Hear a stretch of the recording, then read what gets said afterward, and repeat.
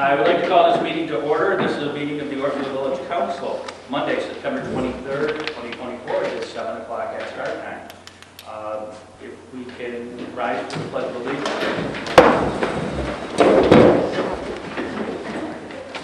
Pledge allegiance to the flag of the United States of America and to the republic for which it stands, one nation, under God, indivisible, with liberty and justice for all.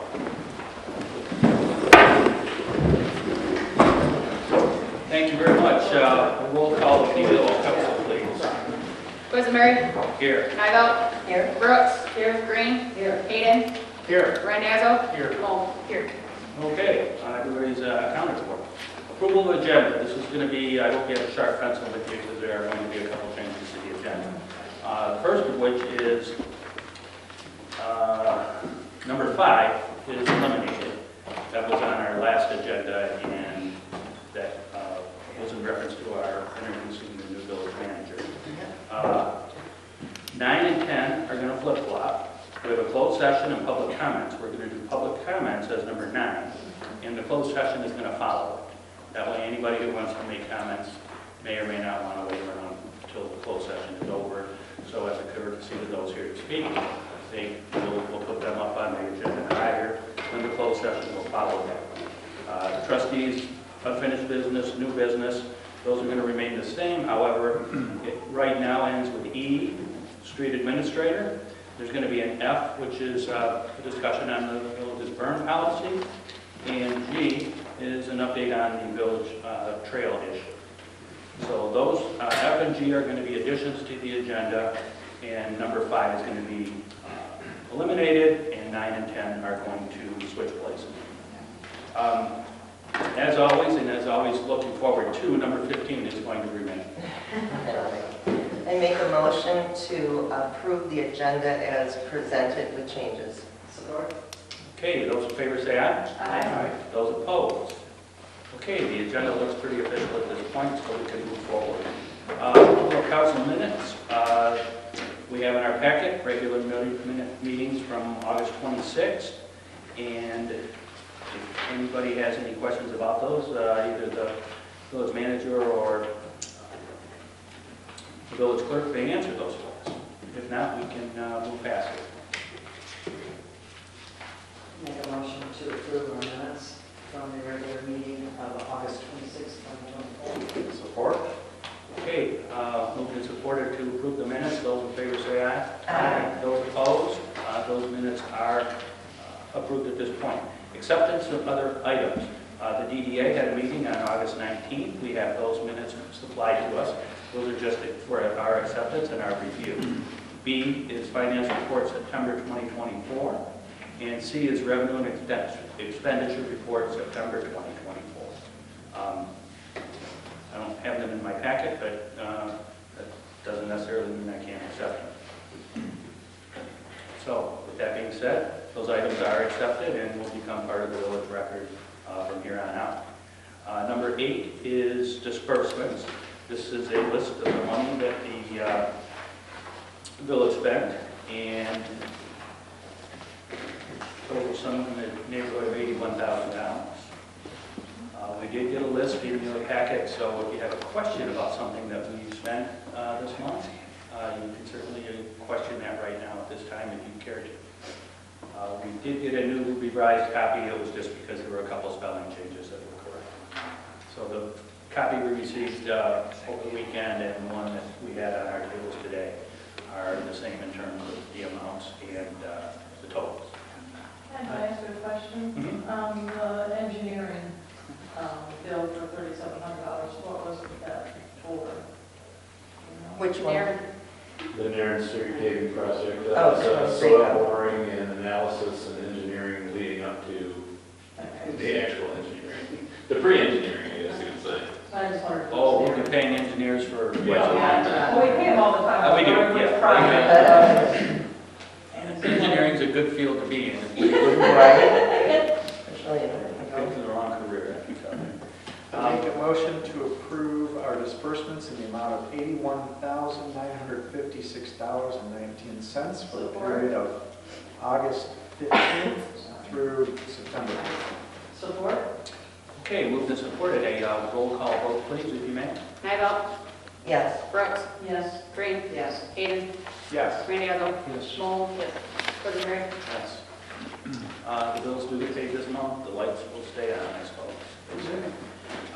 Next on the agenda is public comments. Great. We do have some people here today. I'm not sure if they were just here because they were bored on a Monday night or they would like to speak to the village council, but in any event, they can, at their choosing, they can. I saw the gentleman raise his hand, so if you don't mind, please come up here to the microphone and just tell us your name, please. Hi, Jack Britton, I live on Mill Street. Wait. It's Chad what? Jack Chad. See, this is why I asked. And what's the last name? Britton, B-R-I-T-T-O-N. Thank you. And actually, I have two things. One, I wanted to check on where we are with the speed limits. I noticed that the electronic sign has been taken down, and I wanted to know where we are with that. I guess Bob was going to try to repair them. I can answer that question if you like. Well, let's have him get his done and then we'll go over all. Okay, number two, we have the September Fest. And I discovered that we had a whole lot of people on our property. We're next door to the museum. And no one notified us. I guess they were doing the rubber ducky float thing, whatever. And we don't have a problem with that. But what we do have a problem with is you look out the back window and you see people 100 yards into your property. No one came and spoke to us about that at all. They were from the Rotary Club. I didn't know. I went down and spoke to them. That's fine. The problem, however, is when people see someone else go there, now they're from we don't know wherever, and they go, oh, this is a beautiful park. Guess what? It's not a park. We cleaned it all up, and had we not done that, nobody would have gotten that, including the guys in the duck suits. Well, And so I already spoke with Parks and Rec about that today. That would be the correct people to speak. Yep. Well, he also said that I should come here. It's nice for us to be informed, I totally agree. The September Fest is a township event. Yep. They're the sponsors of it, and then their Parks and Rec would be the ones who would make some corrective measures, but by this time next year, we should have somebody should have a good answer for you as to how we can prevent it from happening again. Yeah, we want to be good neighbors. Alan next door, he's wonderful. If something's come up, he comes over and talks to us, or he calls us on the phone. We've offered the use of our property. He was going to do a reenactment. And then there was a form that they had filled out that we would not be liable. But now we had all these people just wandering back. You know, I don't want to be a complainer, but it's like if you look out your window in your backyard and you see a bunch of people. Well, as you mentioned, you cleaned it up, and that made it an enhancement for people who probably didn't intend it, but again, they shouldn't be there. That's their property, and I wouldn't want them in my backyard. Yeah, I do know that Brandon Township was going to have an after-event review meeting September 25th at the library at 1 p.m. So if you want to give your input there, that would also probably be a good place to give us feedback. Thank you for that. I'll see if I'm available on that day. Where would that be? I will be there. The library. And I can bring it up as well. Yeah. Thank you so much. Okay, and now then, if that's your questions, I'll have the village manager bring us up to date on the traffic light situation. Yeah, so the speed radar signs that there was an issue with the way they were constructed originally. Basically, wiring for them are made with a harness. It's like a pigtail where you would unplug it to take the battery in and charge it, plug it back in. Sure. There's a little clip on there that you have to squeeze in order to plug it. Well, of course, they were not very strong, and so what ended up happening was the wires were always getting pulled out. Right. Fixing that used a lot of our DPW director's time because they were very tiny trying to re-put all those wires in. I happen to know a person who owns a company that builds wiring harnesses for fuel injection systems and for aftermarket automobile use. So I took one to him and I said, hey, how hard would it be to design and build me a few of these so that we could plug and play? Long story short, he said no problem, gave me an incredibly good price on it that was about maybe 2% of the price of replacing the signs, which is what we were looking at. Sure. Unfortunately, he had sold that company and he and the new guy did not get along very well. And he was supposed to stay there for a year consulting with him, and about 2 days after I dropped the signs off was his last day there, and the new guy did not want to do that job. So I picked up all the stuff and brought it back. I'm looking for a new vendor to design some wiring harnesses for us. So that's where we are. We want to get it done. The signs themselves are in the neighborhood of $5,000 to $6,000 a piece. So replacing them is not a very favorable option because all the other components and parts are good, but that wiring was just built very cheaply, and it's the design flaw, I would say, originally in the sign itself. All right, thank you. Yep, those really curtailed the speed. Now it's like 40 miles an hour. And I know that law enforcement can't park somebody there, but it's kind of getting out of hand. So, but thank you for your effort. Yeah. Appreciate the comments, thank you. Anybody else like to speak to the village council? And just state your name, just write it down. Sure. Margaret. Gottlob. Leo. T-T. L-O-B as in boy. L-O what? L-O-B as in boy. Gottlob. Margaret, would you like to speak with us? I live right on Mill Street also, back on Larry's neighbor. I live right next door, just to the east of him.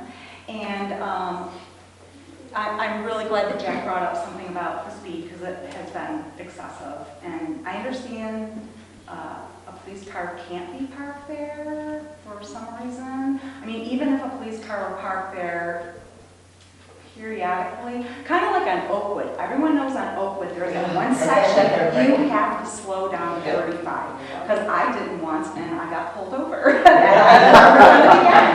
And I'm like, if that were instilled in people, like they're not sure if someone might be there or not, or it's a visual thing. They visually see someone pulled over periodically.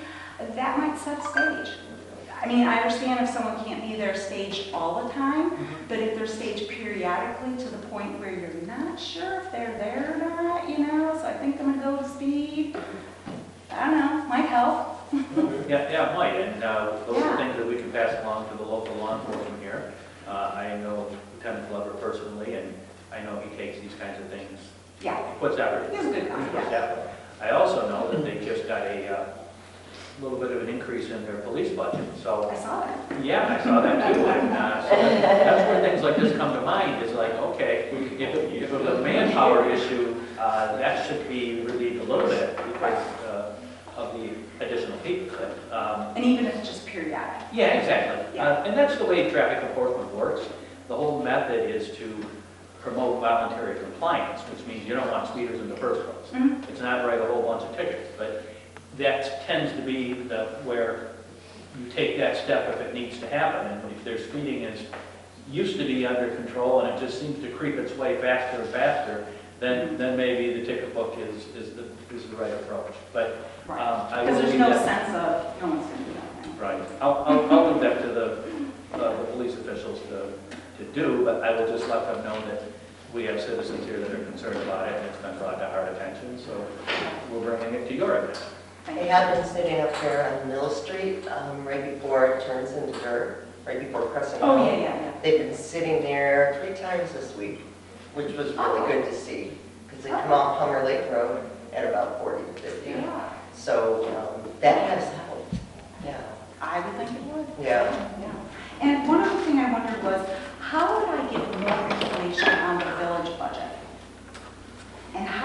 can I if I do get like a paper copy or email copy, of course, if I just look at it, I won't understand it. And how could I understand it? Well, there's a lot of us here that don't quite understand it. Just kidding, we all.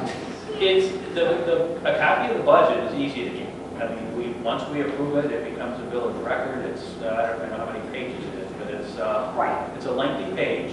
Everything has an account, meaning the DPW, and then even the DPW is then broken up into 20 or 30 different subsections. So employee salaries are in there, but it isn't as hard to figure out as you think. If you've got a copy that look at it, you can probably make some sense of it. There are probably some accounts you won't, but if they're a sub-account of something else, then at least you would know that that's where that money is intended to be spent. So we have budget workshops in usually February each year, and sometimes in May, and in June is our budget month because our year runs from June 30th to July 1st, or vice versa. And so it's always done by then. And once it's done, we stick with that budget for the year until towards the end of it, we have to make some adjustments based on one account might have more than another. But it's available to you, and I can make sure that somebody gets you a copy of the budget. Documents on demand. Yeah, you can either go in the office, they can get you one, or use that documents on Yeah, demand I through the know where, website. But, okay, I guess I couldn't find it. Yeah. It'd be on the village council, so when you go on there, you click village council, and then it has all the meetings for the packets for the public. So you find one that says budget workshop. Click on that and it pulls up your, That would be the final budget. no, No. that would be the workshop, and then in Yeah. June, you'd see that there's a meeting, and it'll be on the agenda that says budget, and then it'd be in the minutes. Everything is in those public packets for people to print out at home. I'll see if I can navigate and find it. And again, it's not in the office because it's in a file drawer and. So in the village budget, is there also a line item then for the DDA? Is that how they get their money? Is the budget, the village says, we're going to give you this amount of money? Well, that's a great question, and the two people that can answer that happen here. So DDA, the largest funding that comes from us is actually a portion of the taxes we collect go to fund the DDA. So The village taxes. Correct. The entire DDA budget is inside of the village budget. And so operationally, we help each other. So we actually keep the books, we do all that. So my understanding is it's from a financial perspective, from a budget perspective, it's run as part of the village. Now it does run Okay. separately and have its own operation and its own goals and agenda and all those kind of things. It has its own budget as well. Yeah. Right, but does the village say, we're going to give you X amount of money to spend, you figure out how you want to spend it? Is that how it The works? tax distribution, I believe, is statutory, so we don't have the option. Statutorily, we share that part of the taxes with them. So we don't. 50% of it, or? No, it's much smaller than Now, that. Matt, can you maybe tell her, since you're the director? The DDA derives its funds, it's called a recapture. So these are funds that would go out normally to a taxing entity. So for example, there's village operating taxes that are paid every year. The DDA captures a small portion of that. To bring it down to real numbers, the village provides in tax revenue captured right around $30,000 to the DDA every year. We also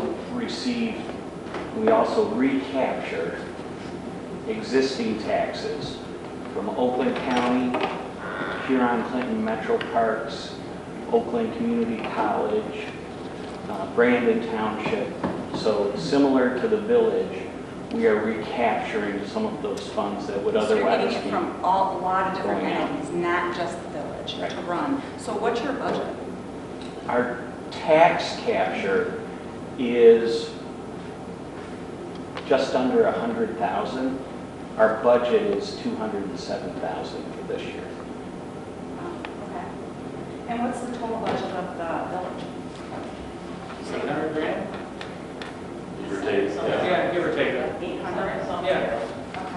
mean, that's what we'll be taking in revenue about each year. Okay. And what are your top 3 expenditures then? Well, employees tend to take up a big portion of it. Employees and benefits together combined. The DPW is the kind of they take up a lot of our money. And streets and repairs and sidewalks and those types of things don't come cheap. So each year we decide where we're going to spend that kind of money. But that shows up in the budget as well. And the day-to-day activity of running the village is, something that we have to spend that money on. I can assure you, at the end of each year, there's very little that's carried over, because even though we do collect 800,000, we'd sure like to see that, we'd like to see that number get higher. Who doesn't want to have more money to spend in their budget? But we could do more projects if we had more, but we can only work within those parameters. Right. How many taxes keep going up? Yeah, well, And it's hard when you're a new person that comes into town and the taxes aren't capped on your house and you incur all that. I mean, if you've been living here for 25, 30 years, you're not paying as much as I am. I know just what you mean It's by that, painful. because I'm in both situations. I have a house in Church Street I've had for 25 years, so the taxes only go up a limited amount based on the Headley Amendment and some other issues. And my son has a house two doors down that isn't half the value, and his taxes are higher than mine. Yeah. So because he bought it recently, it gets reassessed and the value gets set. So newer buyers have to Right. bite a bigger bullet. Oh, they do. Oh, I know. Believe me, I Yeah. pay both of those bills, so I know, Right. I know what you're talking about. However, that's just what we collect. It's a standard rate. I think you get it from the county assessor's office. County and the assessors. Yeah, the assessor's office, and they determine it. And each year, I know that around tax time, they have call it an appeal period, or you can file for a hearing, and you can have somebody look at it. But I'm in a situation where they're not, it is what it is. Yeah, And, well, I had to outlay $5,000 for my summer tax. I've Between seen the village and the township. I've seen some people go to the tax appeal division and come out successful, Right. or at least get some relief. So, I So- chatted with the appropriate people over there, so. I'm sorry? I chatted with the appropriate people Okay, over there well, about that. then- So unfortunately, it is what it is, but But sometimes I wonder, is there ways to trim it back, possibly, so. the one consolation I can tell you is that to be a member of this village council, you have to live within the village. So 7 people at this table share exactly what you're talking about. Right, but they may not have freshly moved into and had their. Oh, I know. taxes I mean, in I hand. tried to kind of mention how that happened and what the amendment meant, and that there are caps on people that have been here the longest time. They still get increases. They're just not, you're Not taking a exceeding. one-shot. Right, yeah. I would just say too, if I can add, just to close part of that loop that I think is implied in your question. The village tax revenue is less than half of the income we bring in a year. So don't think that that's the whole pit caboodle. We are sourcing it creatively from as many areas as we can. It sounds as like well. it, yeah, from what he was saying. It's And Matt, do you want to comment? I also neglected to say that the DDA boundaries is the only boundaries that we do recapture from. And when the DDA boundaries were created, we went out of our way to exclude residents from our capture. It is primarily commercial properties and mixed-use properties that we're recapturing revenue from. So, and that it's hard for residents to understand. My taxes are going to this, and in fact, unless you own a commercial property or a mixed-use property, your taxes are not being recaptured to fund the DDA. Okay. Do you have to have a DDA? If not, you want the village to die? It's Well, there's not much going on. it's a I was curious, I mean, Well- do places like Goodrich, Atlas, Hadley, do they have DDAs? What I would like to say about the DDA is, I will say this, is the DDA has done a lot of good things to help generate economic activity in our village. And if the businesses are doing well, we get tax revenues from them, which allows us to do more things for the whole community. So the DDA is a positive thing in our community. It does bring. I'm not saying it isn't, I'm just wondering, do you have to? You don't have to, Okay. but many years ago, our community chose to set up a DDA. That's something you have to formally adopt. But to answer your question, you don't have to have it. Okay. Most communities do because they find it beneficial. It's very similar to a chamber of commerce. Some towns have one, some have the other, some have both. So it's whatever the community leaders feel like they got the support from all the residents. So a DDA was supported around here, and I think still is. So, but it's not mandated on us by the state or anyone else. Okay. Well, thank you very much Yeah, for your thank you. question. Anybody else like to speak to the council? Good evening. My name is Laura Fromler. I'm the director of the library here in Brandon Township. And I just wanted to call to attention an event we're having on October 26th. It's called... Well, I have to ask you to speak a little louder. I think Okay. there's some fans here that are making things. Can I move away from this? Yeah, you may. You can Okay. as close as you want. We're having an event October 26th. It's called Treats and Trails. See, that kicked off. Now your voice. Now I'm and it is an opportunity for businesses or possibly people that might be on the ballot coming up to have a free booth on the trail at the park on Hadley Road, the Brandon Township Park. And we're going to do some trick-or-treating with the kids. It's free for the kids. It's free for anybody that wants to do a booth. We just ask you that you decorate your booth, nothing spooky. And it's a daytime event on a Saturday, so I would like to invite all of you to come. What day was it again? October 26th. What time is it? It's from 11 till 1. If you need more information, we do have a form to fill out if you're interested in having a booth. I'm going to leave my cards here on the table in the back. If you're interested, just let me know. Okay. Email gave the things, so, oh, you already did? Okay. That way I can post it on the website. Okay, thank you. Well, here's a familiar face. Good evening, everybody. My name is Bob Hoffman. I'm the Oakland County Commissioner in District 7, and I love being an Oakland County Commissioner, and I love the fact that the village of Ortonville is in my district. And I also promise tonight to keep my comments shorter than closed session. But I'm here to talk about the Parks and Recreation that's on the ballot in November for Oakland County. I think we all agree that all of us here are in favor of Parks and Rec, and I think it's admirable, and I think we have a duty to set land aside for future and future generations. And I've always voted for the Oakland County Parks and Rec Village. But they've just put a ballot proposal on for November that raises the millage 85%. Yeah. Now, if they were going to be open, honest, and transparent, and tell you this is an 85% increase, but they won't. They're saying things like the average homeowner will pay $40 more a year. They're going to raise $24 million the first year, and the average homeowner is not going to come up with that $24 million.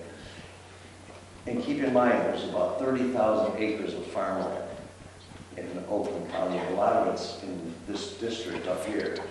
And just think of the amount of money they're going to pay. And of course, there's industrial, there's non-homesteaded property, there's apartments. And I say 24 million the first year. And businesses, as we know, don't pay taxes. They collect taxes and they pass them on. And I say that it's 24 million the first year because under Proposal A, we all know that your taxes automatically go up every year, 5% the rate of inflation or whatever's lower. We know what inflation's been the last couple of years, 5%. This year our taxes are projected to go up just a little over 3%. I just think that, and I'm absolutely opposed to this tax. I'm opposed to that they put it on the ballot. I sat in the finance committee and I had one of the commissioners text me about 3 times while I'm in that meeting, I hope you support the Parks Village, I hope you support the Parks Village. And I came out of the meeting and I went up to her and I said, how much inflation is too much? She goes, oh my God, any amount is too much. Why do you support raising a tax 85%? She had no comment. I said, we get upset because inflation hit 10 or 12%, mortgages were over 7%, and they'll eventually come down. But I think this is not good government. And to make matters worse, the existing parks millage does not expire until 2029. But they want to eliminate that, and they want to go, hopefully they, Bob, that's an old trick. They've been doing that for as long as I've been alive. They have a millage that doesn't expire. Right. And what they do is 4, 5, 6, Yep. even more out. They'll go for the extension, because if it doesn't pass, they get 6 more bites at the apple. that's exactly why. That's just what government does, and I think it's unfair and it's uncalled for. And if their millage is not due up this year, then they have no business even asking for an increase in this No, we tax. just voted for it in 2022 was when we voted on the millage, correct? On this current millage. Yeah, the current millage will be eliminated if we pass this bill, Right. but they want to make this a 20-year millage. Yep. And a lot of complaints I hear at the county, and I told them a few times, I said, you guys on the other side of the aisle have not met a tax you don't like. You did it with the transit tax up here because they have a plan and they know it's good for us. One size does not fit all. Now they want to do it with this tax. They complain about how much it costs to own a house, and then they want to come up with programs to help people get a home, and I'm going, if you quit increasing the cost of owning a home, that would help a little bit. And I don't know if you know this one, the state of Michigan is talking about putting a $2 tax on your water meter. And I know this is pretty rural, so there's a lot of wells that wouldn't impact us, but they want to add, that's another cost. The DIA tax they did a few years ago, when Detroit was going bankrupt, I was all for it, because they came to us and said, this will be a temporary tax, we promise, which is close to eternity in Oakland County, I think. But they said, we will never come back to you again to renew this tax. Well, as soon as they got it approved, they gave all the executives down there big raises. Yep. Then they came back to us before it expired and wanted to put it on the ballot to renew it. I go, hey, wait a minute. You said you'd never be back here. You're setting up a foundation. Well, it didn't work out that way. Of course, I voted no on that one too. But like the Lone Ranger someplace. But I personally, everybody's free to choose. I am not going to vote for this tax. I think enough is enough. I appreciate you sharing your opinion with Yes, us. I do. Thank you. There are many here that agree with you, but come election time, we'll see how it turns out. Yeah, exactly, and thank you for I'm your, in favor. thank you for your public questions. Of the current millage that there is, do any of those dollars come directly to help any of the parks within Ortonville? No, Well, yeah, because there's two different kind of parks. There's the county parks, and then there are, local municipalities. we haven't gotten any of those. So we basically don't get any benefit No. other than the county The gets county parks. money from the county. Oh, that's the other carrot they're waving in front of us. If you pass this 85% increase, you can go enter the parks now for free. Yeah, that's the. That's special. Oh, wow. Versus pay the, what, $5? But I think, Yeah, exactly. It costs me less to buy an annual permit than it does to have the tax. yes, it does. But Bob, I think an important thing too that we learned is right now we have the 15 parks. And basically what this millage is doing, the only thing it's doing is they want to go to the 19 parks. It's for land acquisition. That is the crux of this whole bill and everything that's in it. It's land acquisition. Yeah, that's part of it. And I think they're secretly into the golf course business. You know? Well, And you talk about Addison Oaks and Independence Oaks, but all the golf courses that compete with the private golf courses is sometimes not a level playing field. And the county with unlimited funds can build the best golf course and charge whatever price they want when the course 5 miles up the road doesn't get that luxury. So that's just one of my pet peeves as well with the park system. But going for a millage 5 years before it's even going to expire, I think should be just, that's illegal. okay, and that's a valid point. When in 1999, I was a temporary county commissioner for 6 months. They wanted somebody to fill the unexpired term, so I went down and applied, and I got the job. In that 6-month period of time, I was voting against 2 tax-subsidized golf courses. I voted against Brooks's tax-subsidized daycare center, because just as you said, Ken, it competes with free enterprise. I even went to Lansing and tried to get some of them to say, look, if you're a privately owned public golf course, and you're within so many miles of a tax-subsidized golf course, level the playing field. They don't have to pay property taxes. Pontiac Country Club was started in the 1940s in Waterford Township. If you have the same tee-off times, the same hot dog price, and the same beer prices, there's still upside down over $100,000 because they pay property taxes. I agree. Okay, well, thank you for your time. Thank you for your time. Comments. Is there anybody else? Thank you. Yeah, thanks for coming in. Have a good day. See you kids later. It's nice to hear from our local county commissioner. From the audience, I think anybody who wanted to spoke, but if not, we can move past public comments. That's going to take us to a closed session of this village council.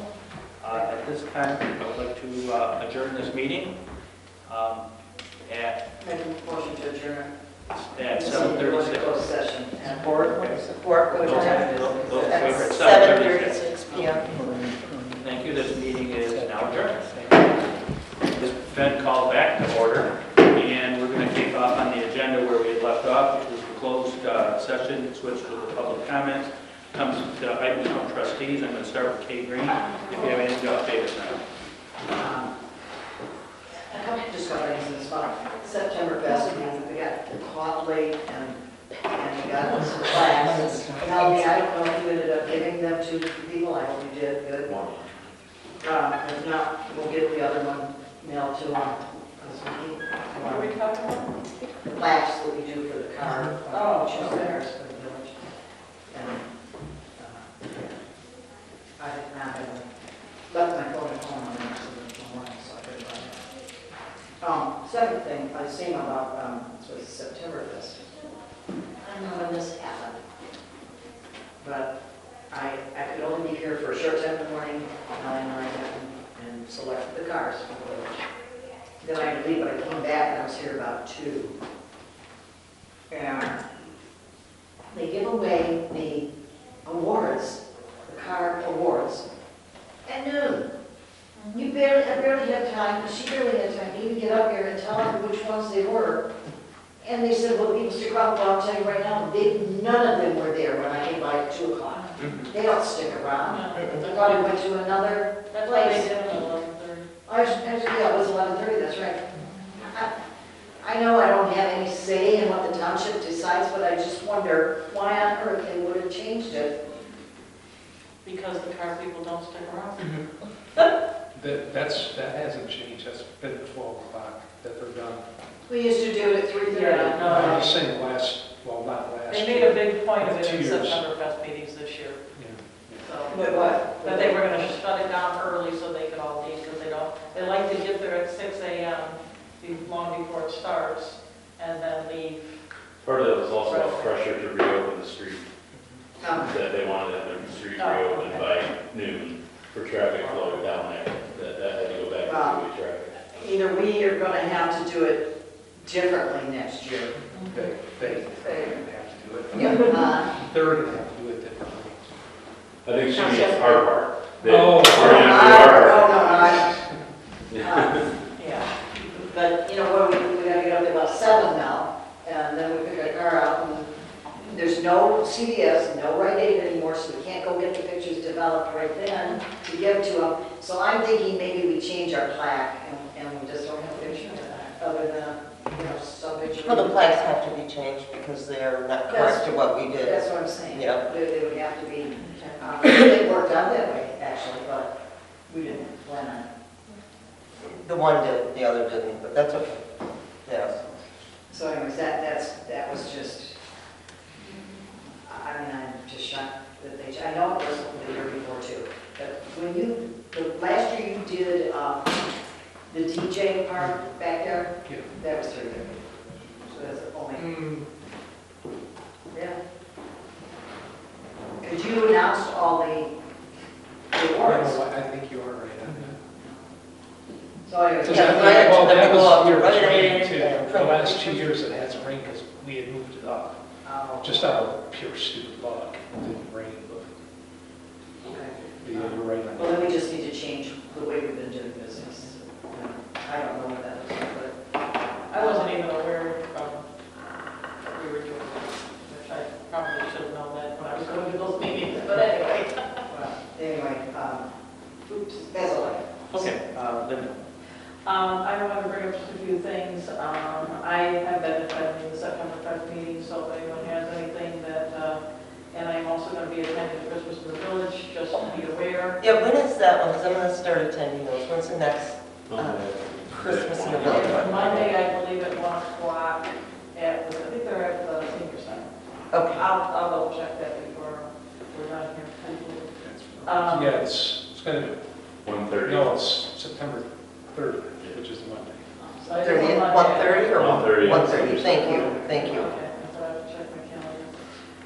But I am attending those just to kind of stay in the loop of what's going on there. They are planning on the Friday night for the parade of tree lighting and camp dinner for the church. They. The tree lighting. Oh, here's the interesting thing, and I found this out last year, is that everyone has a different piece of it. Our church is stepping up to do the camp dinner, the township is doing the parade, we are doing the tree lighting. We have, right now, that is all scheduled for Friday night. DDA has a bunch of ideas to do everything else that they've always done on Saturday. We'll see how all that flushes out. I know our goal is to have the tree lighting done, so we still have control over how we want to do that. I don't know who makes those decisions, but I don't think Matt needs to worry about that right now, so. It's in my management report. I guess he is worrying about it. Right. I mean, that's why I said I'm one of the meetings, so if there's anything you'd like me to bring, then I'd be happy to do that. I also have been attending the DDA meetings to kind of get an idea of what's going on there. And they did request anybody who had extra time to help out with the Witches Night Out. They have a lot going on. Tony is basically in charge of it, but they said some of them have other obligations, and we're asking if there were anyone in the village that would be able to step up and help out that evening to volunteer at different places. So check with Tony. Saturday, October 12th, I think, right? Yep, October 12th. And their sign up sheet is also on our website under news. Oh, they have a. Yep.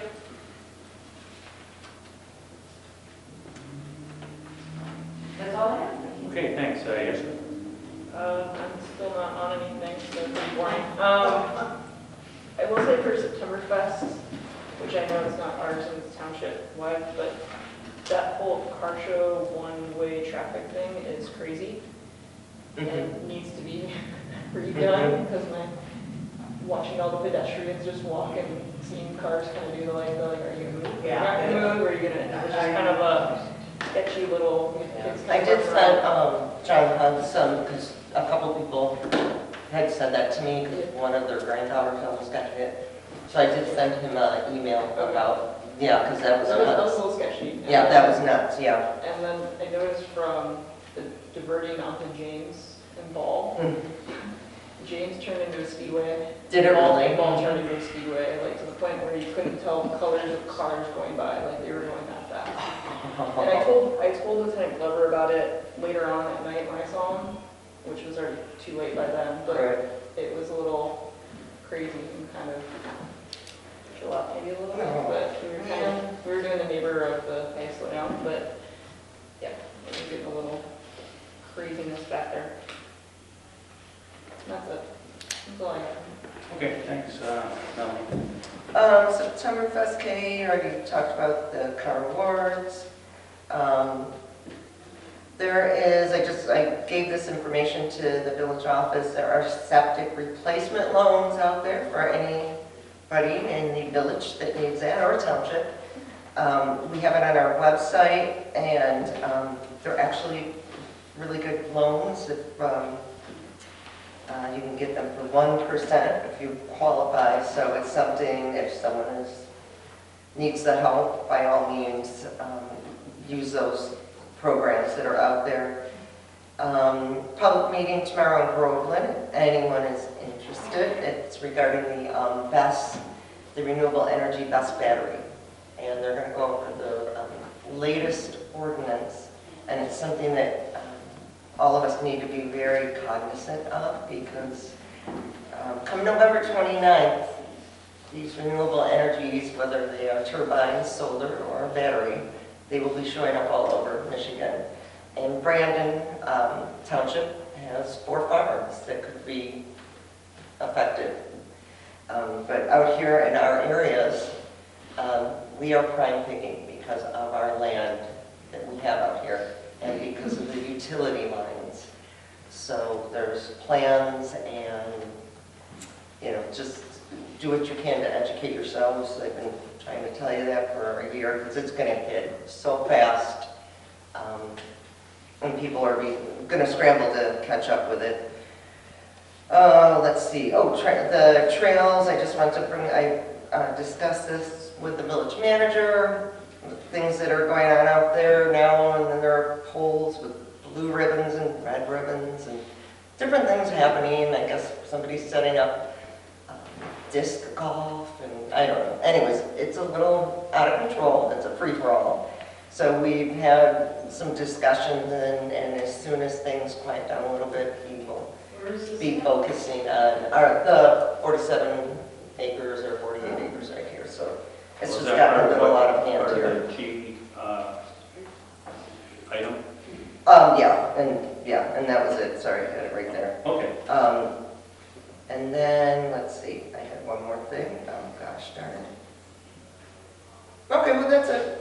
Because I can't remember what the other thing was, guys. I'm sorry. What comes here, you can always... The ballots are being mailed out Thursday for voting for absentee. There you go. Thank you. Thank you. Mr. Hayden? Okay, yeah, I guess I'm going to first mention, Melanie, are you also aware that we also have the information out there about the county's 0% zero payment loans for septic for people who qualify? Yes. That's another great program. The whole thing's on the website. Yeah, because that's not even 1%, it's 0% zero payment, and then you don't have to pay anything until you sell your house. So that's another great option. That's awesome, actually. Regarding the car show at Septemberfest, I did get feedback when I was there from one of the vendors there who said that it was just really disrespectful. Some of the drivers who were coming there, they were coming in really loud, revving their engines really early at 6:30 in the morning, so loud that it was going to be waking the residents. And some of them, when they were leaving, were squealing the tires and peeling out on the street. And I think that's something that needs to be mentioned so that the drivers are aware that they need to be aware this is a small community with a lot of residents, and they need to be respectful since we're inviting them to our community. That feedback is, I'm going to mention that feedback. I mentioned that there's a after-event review meeting at the library on the 25th. I won't be able to make it, but somebody from our CERT team will be there to represent the views from our CERT team. If anybody here has other feedback, please try to make sure it gets to somebody. It looks like Linda's planning on being there to get feedback to somebody who can relay that back to the event committee. And I think that would be good because that will help improve the event for next year. I personally witnessed some of those crazy drivers that were really impatient and fast as I was at James Street trying to help direct the vendors in towards their spots and other people how to get around the delays. And people were just getting impatient, honking and flying down the street, just like you said. It was just... James was the place. It was, yeah. Yeah. So I fully understand that, and believe me, we're going to give our feedback as, CERT team at that event It's as just well. interesting because they've never done that before, but it's because they're coming in at 6 o'clock, and they got to be out of town by 11:30. Well, some of the people flying down James Street, that's people, I think that was in some part residents who were trying to. Oh, okay. Or people trying to get to things like, oh, I need to get to the post office, or I need to get to this Right. place. They're just upset because there's traffic in the street their normal way. Yeah. Yeah. But yeah, collect your feedback, make sure you get that back to John, Hug, and if you can, get somebody to relay that at the 25th review meeting, that'd be great. Let's see, what else was there? One other thing, is I did notice our packets again didn't come out until Thursday towards the end of the day. And I don't want to comment about it. This is not about, trying to point at anything like that. I just want to bring up the point that according to our rules of procedure, packets are supposed to be ready and available by the close of business on Wednesdays.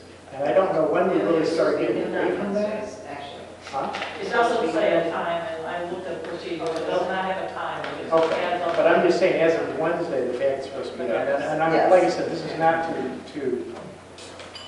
I don't know when that started happening, but I think we should try to get back to that because, you know, some of us who aren't able to pick up a packet physically when it comes out later on a Thursday, the office closed Friday. You know, I think that we should try to possibly get back to having packets ready on Wednesdays. Just so you know, I'm here all day Friday, so the office may be closed, but I've been here both days on Friday.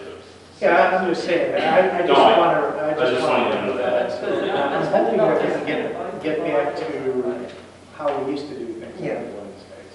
Because I think that will better give us a little more time to get Well, I feedback think in we're- case there was anything that needed to be, In a learning curve too. yeah. Well, I'll take a little bit of the responsibility because I stopped in on Wednesday to go over the agenda with the manager and the clerk. And I guess I may have to start doing that on Tuesday so that they have that extra day ahead of time. So that was really me, but that was based on the fact that the previous village manager always wanted to meet on Wednesdays. So it just kind of became my thing that on Wednesdays I would go in and we'd go over the packet and we'd get it done. I can make it Tuesday just as easy as anything. Yeah, like, Technically, it's- anything only has to be posted by Friday. And Yeah, but to follow the the, point is our what they rules of want. procedure. This They is want our packets rules of and procedure. we're supposed supposed to to follow. Well, and all you gotta do is email me. I leave it in the box when Melanie No, emails me. that's quite Larry's. Yeah, opinion. I'm just saying, we have a rules of procedure that says We we're need supposed to be to doing change our this. procedure, And I'm just so we saying, need to do it earlier. yeah, if we can't hit that, then we need to consider changing our rules of procedure yes. after the next election. But, you know, we are supposed to be trying to follow that, so Yep. I'm just reminding that that's what it says we're supposed to do. I don't know how we got away from it, but just brought that up. That's Okay, it. and Tony? Well, the forms are going good. Melanie, I forgot, I needed to talk to you after Okay. about the forms. So that's all going good. What forms are you talking about? The forms that you know, when you go online, I'm going to use an example, just use it as an example, you know, where you get the special package. Oh, okay. Some of the forms that are on there are not PDF. They're like Gotcha. crappy copies of Word documents. But that's what I've been working on from home, doing all those. But I'm working off a list that Ryan left for me, so you know, that's it. My only thing with the September Fest, I did get responses from people when I was picking them up and dropping them off that, oh, well, you know, it's done. Yeah, yes, it's done. So, If they want to Yeah. celebrate, you know, Ortonville and Septemberfest, to be done by noon is yeah, I mean, you know, I get why they want, all the other they things. want to have everything here in town, but I've always been driving that bus and trying to maneuver between people who Yeah. are just blatantly walking in the street, and they don't realize there's still a live street. over there. Yeah. Part of the issue too, That was I happening. think what really made that more difficult this year is because they could no longer put the cars on On the grass. on the Yeah. grass, so they were all in the driveway. They were up, what's the road? Pond. Thank you. Yeah. Up Pond Street and in the fire department parking lot. Yeah. And they got something, probably they want to look at that. Yeah, but other than that, that's really about it. I'll be at the Christmas and the Village Parade meeting because I'll be part of that somehow. But no, that's it. Okay, thanks to all the council people for the updates on the new business. We have, looks like 1, 2, 3, 4 special events. They all look to me, well, Witch's Night Out is probably the most recent, or the newest of them. The Homecoming Parade, the Swanson Parade, and the Trick or Treat have been going on longer than anybody in this room has even been alive for. So those are staples in the community, and they have been for close to 50 years, I would assume. So with that, I think those three. I do have a question on we can make I- a motion. Well, we Yeah. we have to take them each individually in. So I was just giving a little layout on what they were. But with that, let's just go straight to the Brandon Night Homecoming Parade. They have a permit here, and I would recommend that the village council approve their parade. And I would too, Ken, but my concern on all three of them are the date they were received in the office. And that was my question. Well, I mean, they obviously all violated, but we're not gonna tell them, we're not gonna cancel. No. I had no intention of that. I'm hoping that when they do come in this late, that those in the office say, you know, we have new procedures, and in there it says it's gotta be, what is it, 60 days, 90 Yeah, days? every one of those people dropped the ball when it came to their Certainly, I'm time. not gonna say Yeah. they can't have it. It's just, we need to be reminding them of the laws. So if we're discussing specific to the homecoming one, I had a conversation, a follow-up conversation today with a staff member at the high school who sponsors the event, right? So it's the student council that does it, and it's actually a student from the student council that comes and apply for it. But I know the student council has a staff representative, and so I called and spoke to her and explained to her how difficult it made things on us to not have that in June when it should be. Yep. And she said she's been doing it for 10 years, and they always did it in June, and Yep.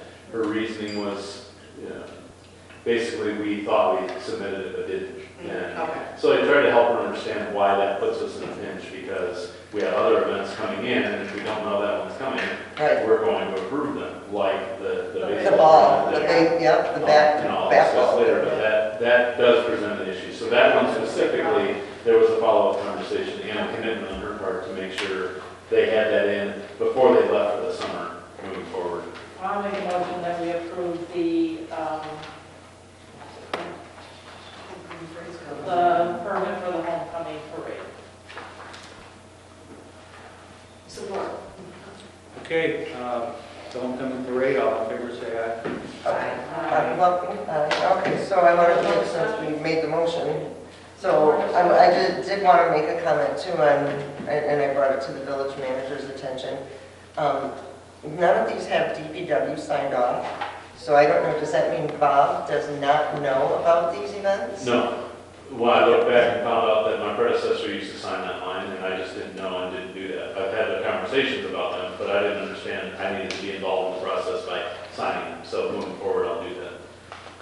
Okay, no, okay, we had Hawkswell, DPW, that way we know he was told about the events. Right. Yeah. What it looked like was for at least the discernible period we looked at, Ryan was signing in that spot. Okay, so had maybe he discussed would it talk to with Bob him and then just sign it? Right. Okay, I gotcha. As the manager of the director of DPW, I suppose. Yeah, because there were some events in the past that would happen and Bob was never made aware. And so that's part of why we put him as one of the lines to make sure he knows, because he's the one bringing in the barricades and, Yep. you know, the So I trash. will make a point of having that conversation tomorrow. Right, I'll make a point of having that conversation with him directly tomorrow about each of those events, because we've talked about them casually, but I want to go back and make sure That would be helpful, yeah. we got them all. Yeah, and then the only other thing was, the whole idea of doing these was then, when it came to council, we would know how much was being charged, if we were charging them, not charging them, kind of thing. So, are there charges with any of the, There are, I thought we were just going. Yeah, okay, For homecoming, there is not a charge. to my Okay. understanding. no charge? As a community, as a school event, they don't get charged by the police department either. Okay. Sheriff's department, I should say. Answer to this, okay. I have a general permit question. You want to wait till after they're done? or- We'll do the vote, and I'll just go right to you. Okay, but before you do the vote, I did have one other thing. It said vendors, food concessions. Oh, yeah, maybe, It's It's like- No. It's all right. I yeah, apologize, it's a no. that's okay. Yeah, because it's like, I know about that, They're I gonna that, have how to to at the high school instead of downtown. Perfect. Okay, that's good. One final comment about this, and I think the other permits too, is I noticed that it looks like all of them say no to cert, but then you get to the chief of the fire department. As required. Police sign offs and they say cert. Yeah. So As they required. do want to. That might be something to remind anybody who's looking for street closure that, hey, you probably do want to request cert. Because we are there to help the, sheriff's department with street closures and traffic control. And forgive my ignorance, is that a service they pay for? No, No, CERT's volunteers. If we don't have CERT there, and we have to bring in Oakland County deputies. Then you we get- pay then you those. should, So yeah. that's where CERT saves us money.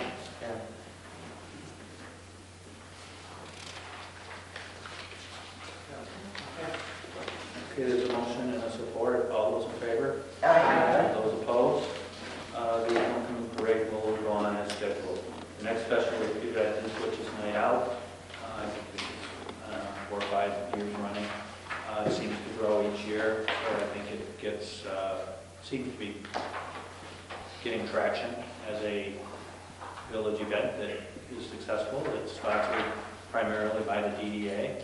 And once again, I think it's good for the village, and their permit should be approved. And again, they received it in the village office on the 3rd of September, so hopefully. I make a motion to approve the permit for Witches Night Out. Support. I have some discussion. Yeah, I had a discussion point too. Me too. Well, I think that's. Well, actually, we do the motion, the support, and then the discussion. Yeah, We just motioned. I thought you had wanted to add to the discussion. No, she motioned, she supported. Yeah. He's Now we the can one just- that Yeah, yeah. Okay. Now we can let her start the discussion. Or quit later. Well, I don't know which question you're going to ask. I'm going to ask my question is, I'm a little confused about the October 10, 11, and 12 setup. And it looked like the street needed to be closed at 1, which is 2 hours prior to the actual event. So I guess, Matt, can you speak to that? Matt Jenkins. Matt Jenkins? Sure, what, speak to what? The reason that we have what the setup for 3 days of setup and the street being closed 2 hours before the event. We start decorating downtown, so there's certain elements that may go on the light poles or may go in the flower planters throughout town. Okay. We access this building to begin to set up in this building. That's essentially what some of those components are. So that would affect that this building being rented those 2 prior days. I believe it's already reserved Thursday through Saturday, Thursday through Sunday.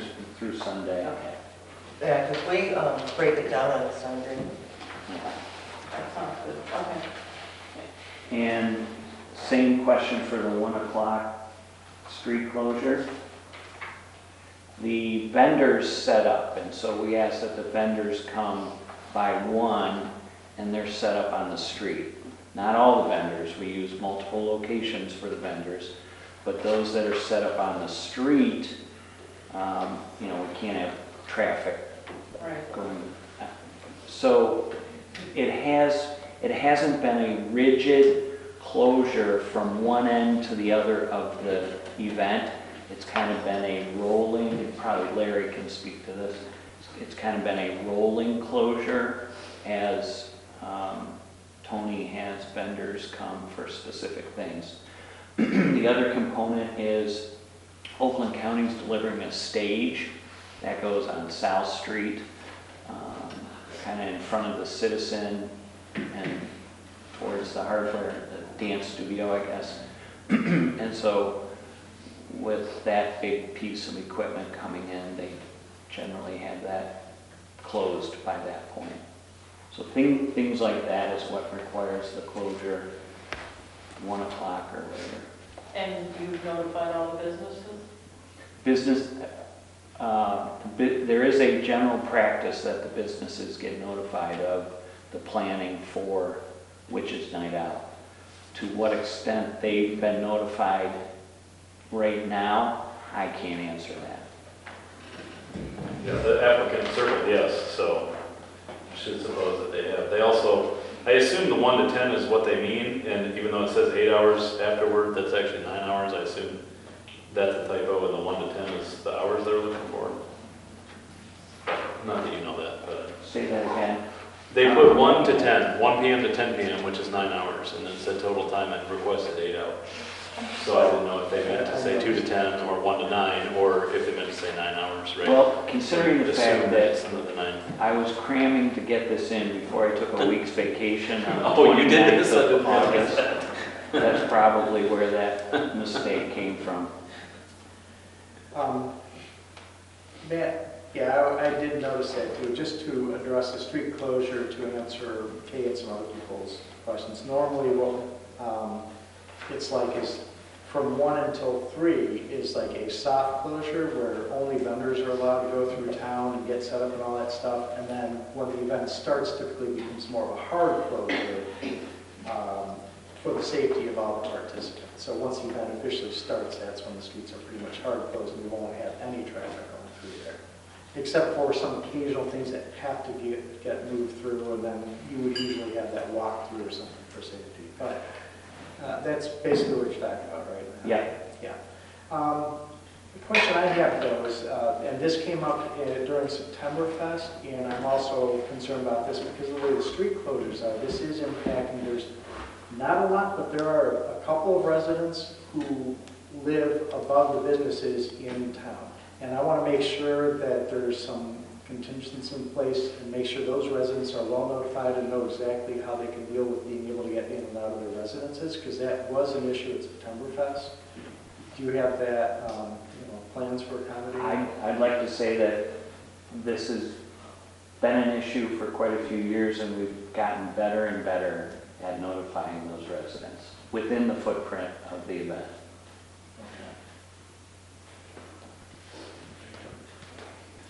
Yeah. Matt, my question has to do with the shuttle route. I know last year when I did it, it's kind of hard to turn that bus around right there at the center. Down here where the school is, it's not a big deal.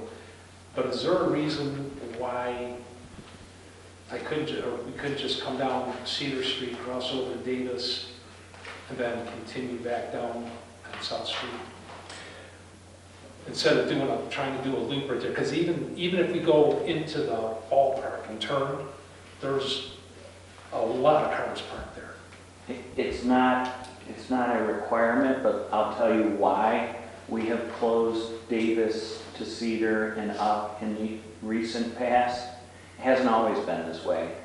And it is to promote foot traffic down to the museum and the hearse parade setup that's down there and other things that take place down at the museum. Generally speaking, when we have a downtown event and Davis remains open for passage, there are barricades on the east side and west side of Cedar and Davis. And that is a visual barrier which prevents some people from going down to the museum. And so we tried this, I don't know, 2 or 3 years ago to kind of create more of a visual passage to push people down there. That's exactly why we've done it like that. So it doesn't have to be that way, but that's why we've done that.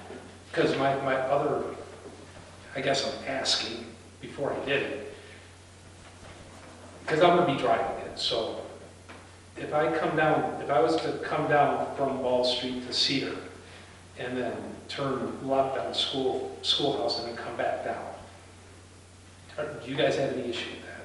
No. Okay. So just because we don't have that blue line on Schoolcraft? Yeah, just because, like I said, it's for safety purposes, it makes it a lot easier, especially when it starts getting dark and you're trying to turn. Absolutely. And this is the general diagram. If there's a better way to do it and we're still able to facilitate what we want to in the event, great. Okay. I have a question too. If it's the same as Septemberfest, basically with route-wise, can we let Lieutenant Glover know maybe some traffic on James and Ball Street kind of thing? Or just be on the lookout, because it's going to be dark. And that's going to be probably more sketchy with cars parked down the street and all that good stuff.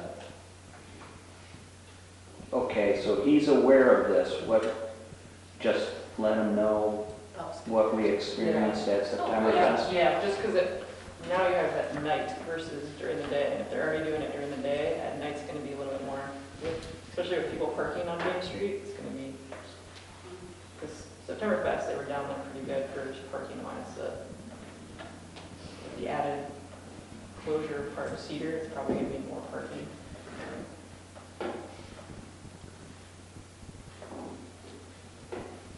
And one other question, and I don't know who can answer this. Under OC Sheriff's Department, it has an estimated cost, then it says CERT, comma. So is that saying that that is the cost that the DA is aware that they must come up with for Lieutenant Glover services, or is he saying maybe CERT will do it for free? No, so I can answer that. The cost is for the DDA, and he was asking Sir, like, why weren't they there? That's what the question was. Like, he wants them there, so put them there. Why wasn't it brought up? That's what he said when he was filling it out. Yeah, that was the comment I had earlier about CERT was marked no on these permits with road closures. But police and fire, they'll say, yes, CERT needs to be there. Okay. Yeah, so. Actually, it was unanswered on ours. Okay. Yeah, because on the other ones, they were marking no. So he's like, cert on all of them. So that's why. Thank you. Yep. Can I, just one real quick thing, because I'm not even sure. Because of what Matt and I just talked about, going down schoolhouse, is this something that we should put into the motion to accept that change of going down schoolhouse for the shuttle? I'm not sure if we really need to, because that doesn't impact the street closure. Right. It's just that really is not impacting the street closure. That's basically as the time Could be of the street closure. Could be a recommendation to us by this body. Okay, thanks. Any additional questions regarding the Witches' Night Out? It's been moved and supported. All those in favor say aye. Aye. Those opposed? The motion carries unanimously. I'm going to pause for just a moment because I mentioned to Ashley I was going to give her the floor, and I completely forgot, and I don't want I just have, because general question in a sense, because this is now my pet peeve, I think, of permits, which I've already talked to Matt about, not manager Matt, DDA Matt.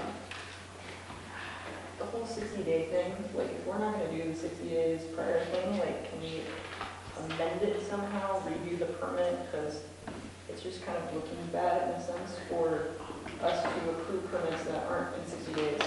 But then if something happens down the road and we have a permit that comes in 60 days, so we deny it, it looks bad in the sense that we just approved 20 permits before the 60 days and it's starting to look it does bad. look bad. I agree. We Honestly, want compliance, It's but putting us what in a also looks bad bad is position. canceling an event Right. for that reason. And so it kind of that weird. It's a bad position.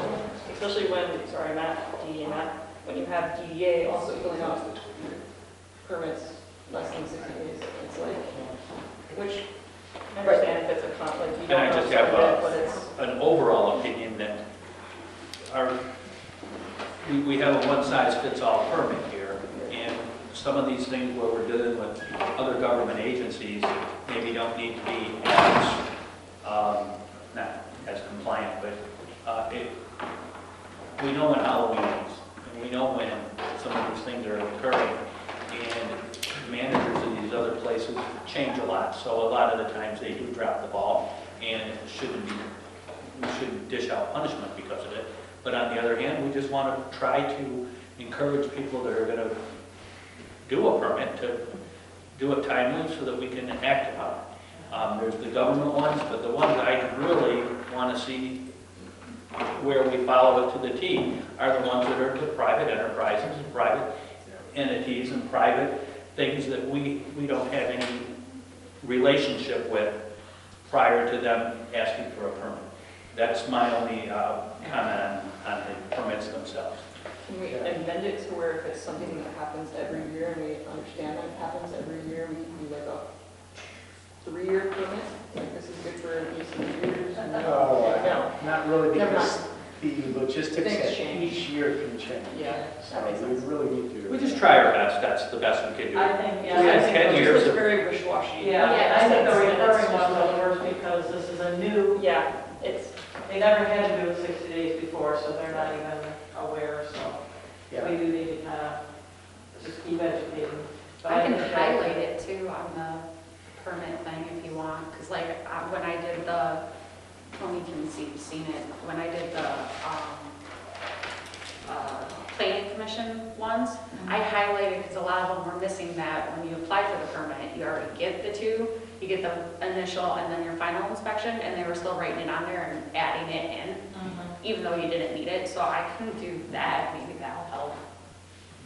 At least for future, I think it's just something we need to work for. Okay. And then we have to change the wording to not say must. all If right, I that if I was, could add real quick on what Ashley was saying about permits too. I also think it doesn't look good when we are approving permits that aren't completely filled out and things like that. I think we need to do a more thorough job of ensuring that everything's completely filled out before it goes to council. For like September Fest, is that the one you're talking about? Because they I'm didn't talking about have. all of them. Small ones. We've All of seen them. this happen on many permits that get. to all of this the is end, noted, and they don't it's a learning curve, we're all getting, Any cost should be right in here, the certificates of liability should be right in here, everything should be in here, and it's never a It completed would package. save a lot of time at these council meetings if we had all the information on the permits. Yep. I'm going to say something positive about it, but this is the first time that these guys have to use this. They didn't use this one last year, they used the whole one. So they really didn't know what, None of them have. yeah, so. Well, Yeah, we made progress, we're going in the right direction, but we need some refinement. I'll have to talk with John too, because like the Black Hawk ones, like theirs, they, like I don't get it firsthand from them. They collect from them, so I'll let John know too. okay. That was kind of a Sorry, break that's between items. We now move on to Harvey Swanson Parade. Why are they, why do they have to do this? I don't even have the faintest idea. They've been doing it before that, again, before anybody in this town was even alive. The kids walk out, they cross the bridge, you know, and then they go up to Yeah. the fire hall and they turn around and go back. And I don't even know why that would require a permit. Because they're closing the street. No, they're not. Are they not? Yeah, we have to cross the street. Oh, they're just keeping it right there in the, It's Just one of those maybe sidewalk for us to know. Yeah, I guess they No, I just went back and reviewed it, and I thought I'd never seen them do this, and my kids all went through. But anyway, just curious. and Mine maybe too, because I haven't they're asking for sheriff support. they are asking for street closures. So they're putting it on record, so that way they know Answer. that if they owe. I Or- would like a motion to approve the permit for the Harvey Swanson Elementary Halloween Parade. Support. Moved and supported. Those in favor? Aye. Those opposed? Next, this is a brand new one in this town, but we're holding trick or treating, I guess. I make a motion that we approve the paperwork for the trick or treating from 6:30 to 7:30. And Support. Other than whatever date it is. 31st. That would be Halloween. It's Halloween. October 31st. Okay, smarties. Support? I already supported it. Okay. All right, moved and supported. I have a question. Where we know that we have to pay Lieutenant Glover $101? Yep, because you originally put 800 and I was trying to figure out why. Until, yeah, but he switched the numbers up, so once I called him, I was like, how am I going to do this for an hour? He's like, oh, So what does the township pay? we are paying $101. What does the township pay? The township It has doesn't have nothing any to do with it. You don't think township people trick or treat? Yeah, you can have someone come in. Darn it. They're 80% of the people trick or treating aren't village residents. That's right. Exactly. That is correct. Okay. Halloween is an event here. My kids think it's the single most I do too. It is. I agree. We all, We I'm can't not, follow nobody's it. saying it's Find not. We all another believe They that. invite their friends to visit. We do on too. Halloween. We do too. The biggest My deal. No house one's saying becomes that we don't. generational. I have parents that used to trick or treat as kids, bringing their kids. That's right. Okay, so Absolutely. further discussion on the trick or treat, or, yeah, trick or treat. And those in favor say aye. Aye. Those opposed, and there aren't, so we're past that. On to street administrator. I'll make a motion to appoint village manager Matthew Ryan as the street administrator. Support. I gave that, we'll get supported, just in short, that's just it's a formality that we go through all the time, just so that he can sign things. Just in case. On behalf of the board. Yeah, let's do roll call. Brooks, Yes. Green, Yes. Hayden, Yes. Randazzo, Yes. Lowell, Yes. Nivell, Yes. Quisenberg. Yes. Next is item F. Larry brought this to my attention. We've had people come to our meetings in the past and discuss the burning issue. And it's a burning issue for some of us here at the table, and I'm one of them. Larry sent, when he sent his email to me, he got the full ordinance from the township and the village. They were both passed right around 1991. They have some differences in them, and this is I won't take the discussion any further other than just to say, Larry, what would you like to add? Well, I found out that apparently the fire department's only enforcing the township ordinance. They are not following the village ordinance at all. There are some discrepancies, which I highlighted in the email. You guys, if you're interested, I can send those out. But one of the main concerns I have is the fact that I recently found out that in the township ordinance, if you have a parcel that's 3 acres or larger, you do not have to follow the burn calendar. And this is an issue because I know at least one resident who happens to be a neighbor of mine who does have a parcel more than 3 acres, and they basically can burn any day of the week whenever they want. And this is not, in my opinion, appropriate within the village because those few residents who have the larger lots and don't have to follow that do impact all the other residents in the village when their smoke blows around.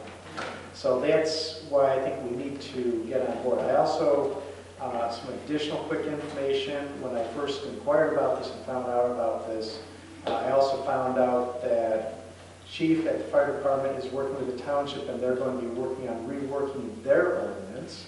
They're watching some potential changes at the state level about open burning, but they're going to be reworking their ordinance, and when I was talking to him, he did not seem to have any indication that he was going to include the village while they were working on their ordinance. And I think we need to be involved in that process and coordinate with the township so that our ordinances can be kind of aligned. But I think that there should be some potential differences between the two ordinances, such as everyone in the village must follow the burn calendar. Is the main one I think is important. I wanted to bring this topic up because I wanted to put it out there and ask council to consider what should be our next step on this. Do we ask the planning commission to take a look at it? Do we ask Matt to possibly work to coordinate with Brandon Township to find out where they're at and their ordinance rewrite? Although I know he's not going to be able to do that for a while now because he's the treasurer, or taking on some of those duties now. But in any case, that's all I want to do is bring this out and just ask, where do we think we should go for the next step? Why doesn't the fire department enforce our ordinance? Chief says it would be too difficult to enforce 2 different ordinances. And I understand that point, but I think that if our ordinances were mostly aligned, but with a few minor changes, it should be easy enough to say, within the village limits, the calendar must always be burned, or within the village limits, there's this difference. It's not covered. It shouldn't be covered. Whether they would include us or not, once we get that policy, we could make our own with that part of it you added, though. Yeah, but I think it's important to also work with the chief to get buy-in on them that they are willing to enforce our ordinance, because I don't like this concept of we have 2 government bodies that say, oh, no, I'm only going to do this. We are separate entities, but we all need to collaborate We do. and cooperate We together.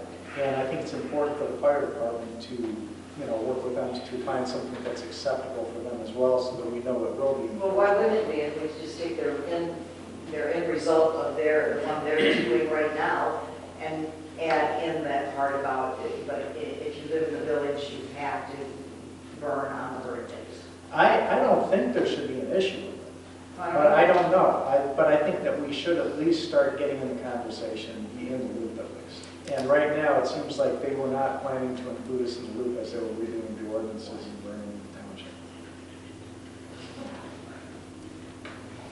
Okay, we brought that up for discussion purposes, and obviously it's nothing we're going to vote on, we're just going to kick around ideas.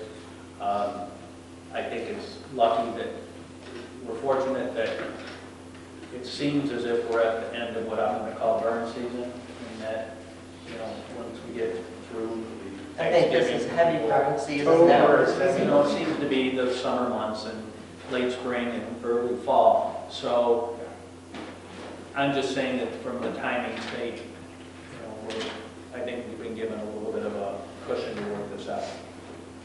So I know at the last meeting we had the issue with the one resident with the burning of the, so who then is responsible? Is that strictly for Matt to take care of them?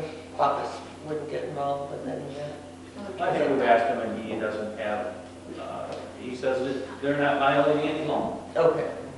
That's his take on it, and it's my take too. Okay. I think there's something morally wrong with that, but the ordinance doesn't and probably never would become so restrictive, because when you start to hone in on one particular problem, Right. it becomes a hazard effect on everybody. So, Absolutely. so we just have to be mindful of that and Okay. work on ordinances and burning as the year progresses.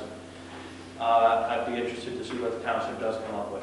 I also would just like to say, for comparative purposes, just about every North Oakland County township has within its boundaries something of our nature. Holly Township, Holly Village, Oxford Township, Oxford Village, Independence Township, Clarkston Township. And so of all these people and all these communities around us, I hope we're not trying to invent something that already exists out there. And maybe we can call on some of these other areas that have the exact same situation with a village that resides within a township. That's how we do And our what their fire electric codes, how they align, and whether they have the same ones we're having. And if so, how have they solved it? So, we can make this a little bit easier by just taking a look around our own backyard. It's just as a possible solution, but obviously we're going to have to bring it back to this board and say, hey, this is what they do over here and it works well. So let's consider it. All right. Anybody else want to make a comment about the burn issue in the village? Okay, that takes us to the next item, which is trails. Now, you made brief mention of it in your trustee comments, but... Yeah, and there's not a lot more. I've spoken with the manager, and he has some ideas of next steps. It's just been a busy couple of weeks for him, and so we will be getting that more under control. So that's about it. I thought trails was part of my thing, I have no idea what you're talking about, so I feel a little left out. Okay, well, it's part of what the planning commission put together, so, yeah. Okay, so. And this is Different. stuff that we, Okay, it's a different thing, okay. Yeah, I'm just yeah. kind of curious. Yep. I'm trying to get into that loop, and it's not happening. there has not been any, Friends of the Trail meetings that he will start putting out. Those haven't happened, so, yeah. To our knowledge. To our knowledge. To our knowledge, there you go. I think the meeting. I'm on the email list, and I haven't gotten any. Have you gotten any? Because I was supposed to be on the email. I haven't either. So, but I don't. This is my personal Yeah. email. So I don't Yeah. Okay, that takes us through all of our new business, which we've covered quite a bit. It takes us to item 14, which is the manager's report. Sometimes these are extremely quick. Other times there's just a little bit more to be, for us to be updated with, so. You're 44 minutes. I'd So, like to, for any of you who listen to podcasts, you know, you can up it to like 2 times speed. I'm gonna try to do that. Let's see. All right. Just- I'm just gonna go quickly through my list here. An update on the South Street sidewalk. This was a big part of the last meeting. That work is now completed. We made a big request that it was completed in time to be cured and walked on during Septemberfest, and it was. Very happy with the work done by Hill Building here in town. We haven't yet been invoiced yet, so you know, I don't know. I don't think we have any surprises coming, but the work looks beautiful, looks really well done. I did bring pictures. I'm hoping that all of you have seen it, whether you're out at Septemberfest or just driving, but go take a look if you haven't. Holiday decorating was mentioned a little bit earlier. We're in this area right now where we're trying to decide how and where and when we can source a tree, because we do need a tree. We talked about the different options of trying to find a permanent planting in a couple different areas we might do that versus the temporary tree, which of course has to be guy wired, and you know, when can be very challenging for the Department of Public Works to keep a temporary tree looking good. And so we've talked about those options. Bob and I are in conversation about the work to source a tree, hopefully a ball and burlap tree that you know, can be healthy and be planted for a couple months and then replanted afterward. That'd be best case scenario, of course, but just know that that's being worked on.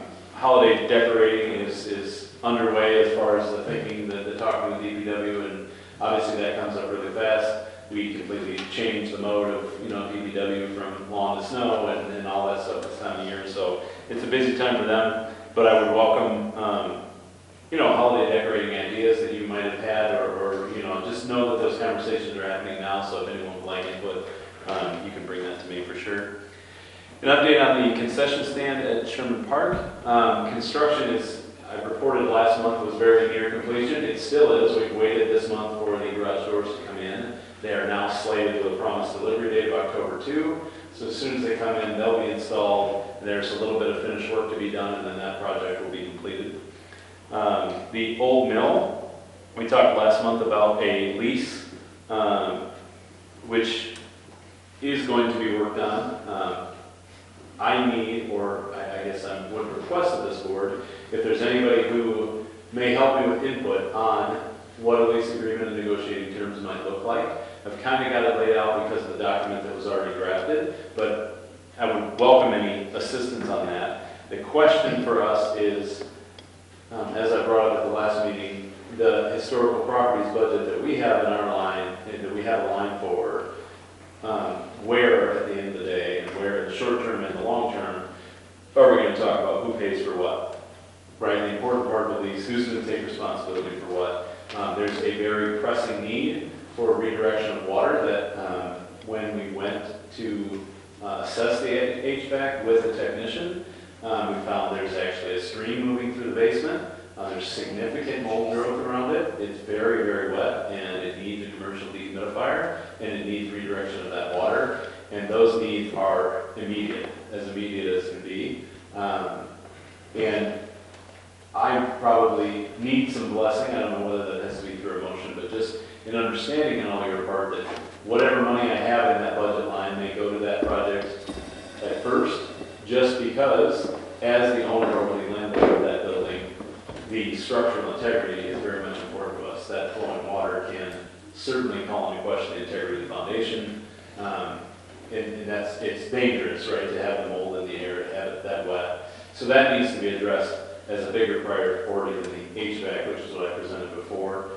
We did find out that from consumers that the gas was turned off by them and locked by them because of a report of gas leak coming from the pipes. Now, with the energy, right, the energy companies, they will cover damages up to a certain point, but once it comes into your property, it's your problem. I don't know because I haven't been able to figure out, but they did have a record of a call placed from someone in the village telling them to turn it off and lock it because they thought there was a leak instead of fixing it. I can't explain that. I only know that's where it stands with consumers, and so we now have to have repair done to it with a pressure test before they can turn the gas back on. So I've got to circle The only back. one that could have done that would have been the village manager. So that's just what they told me, and that's, so I wasn't able to find any more information than that, but that's where we stand with that. That's in, I kind of talk in this 30, 60, 90-day view, that's a 30-day thing, because in order to make the schoolhouse usable for school trips during the winter, obviously that there needs to be heat in there. And so that's a conversation I have to have with that HVAC tech. If he can come back out, do the testing, get any needed repairs done, then we can turn the gas back on. There's no need to replace any equipment in there. It should not be very expensive. It's just a matter of a service call versus any kind of equipment. The next issue I want to talk about is political signs. As we know, it's election season. In election season, everyone gets more verbose about their political opinions, right? And sometimes that expression is through signs in their yard.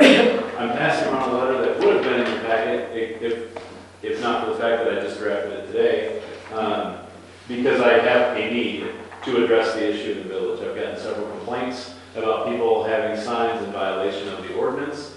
I've put in a letter here that I'm recommending, if no one has issue with it, this is a letter that would be signed from you to council. Just a reminder of what the ordinance says and how it could be enforced, and we're asking for respectful, cooperation so that we don't have to go to steps of enforcement. Basically, it's that up until October 6th, every parcel is entitled to have one sign, whatever the material is on it. They're entitled to one sign, no more than 4 feet high, filling an area less than 8 square feet, and at least 5 feet or greater from side and rear lot lines. From October 6th to November 12th, that changes to any political signs they can add. Within a 32 square foot area, you can add as many as you want, the way I read it. You could pack it with hundreds of signs, I suppose, pile them on top of each other, as long as it's not more than 4 feet high. I don't know, that would be taking it to the extreme, but there is a time and place according to the ordinance in which political signs can be added. So this, to me, was just a clear explanation, so everyone has an understanding. And my plan would be that hopefully not just me, but for now me and whoever else would help me in this would be driving around the neighborhoods and enforcing it evenly to everybody, putting this letter in their box for people who are currently in violation of the ordinance, tracking what addresses we gave the letter to, and then having a 24-hour follow-up from me as to whether or not they have complied yet and whether we need code enforcement action against them. Again, hopefully it doesn't come to that. I've had one contact so far with a resident, and they removed the signs immediately and apologized for misunderstanding the rule.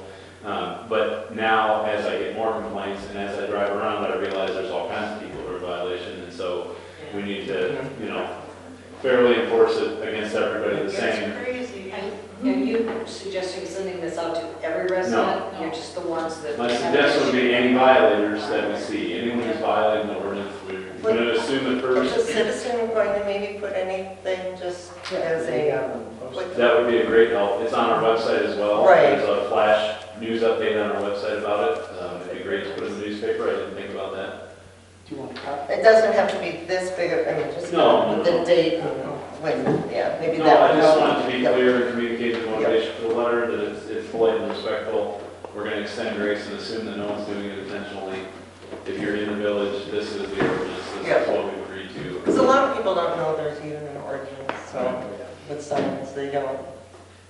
So your help in communicating it to your neighbors would be great. Anybody who wants to help me distribute letters, who might be maybe driving a senior bus around town all the time. There you go. I do have a question on this. I do have a question. It was my understanding that national elections, we can't dictate that. That's like a national thing. But there is a timing around this. Right. No. That's at October 16th. Because then you're going to be going to everybody to Trump or Right. her. I I can't think of her name. Harris, yeah. That's what I'm saying. I don't know if presidential stuff or senator, anything like that. I don't know if that falls under this.